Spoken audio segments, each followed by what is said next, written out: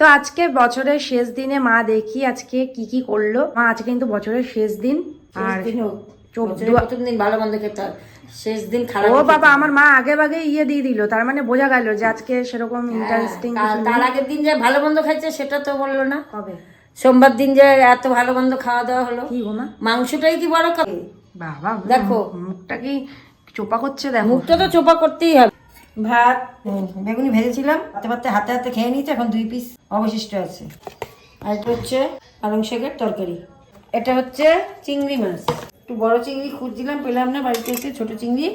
এটা হচ্ছে নারকোল দিয়ে পোস্ত সবকিছু দিয়ে মালাইকারির মতো। না না, ভালো রান্নাটা। ঠিক আছে, এই যে বড় চিংড়ি খুঁজছিলাম, নারকোলটাও হয়ে যাচ্ছে তাই একটুখানি করলাম। আর এটা হচ্ছে লাউ ঘন্ট। লাউ ঘন্টটা বসিয়ে একটুখানি কথা বল, ধনে পাতা আনতে গেছি, নিচটা একটু হয়ে গেছে, কিন্তু ভালো আছে খেতে। একটু হালকা রংটা একটু হয়ে গেছে, কিন্তু কোনো গন্ধ নেই, ভালোই হয়েছে। আর এটা হচ্ছে চাটনি। আর এটা হচ্ছে আমাদের কাকু ধনে পাতার চাটনি খেতে চেয়েছে। ধনে পাতা, রসুন, আদা, কাঁচা লঙ্কা আর লেবু রস দিয়ে চাটনিটা করা হয়েছে। কাঁচা তেঁতুল হলে ভালো হতো। কাকু বলছে একটু পাতলা হয়ে গেছে, লেবুর রসটা দিয়েছি না, এটা যদি কাঁচা তেঁতুলটা দিতাম তাহলে ওই গ্রেভিটা ভালো হইতো।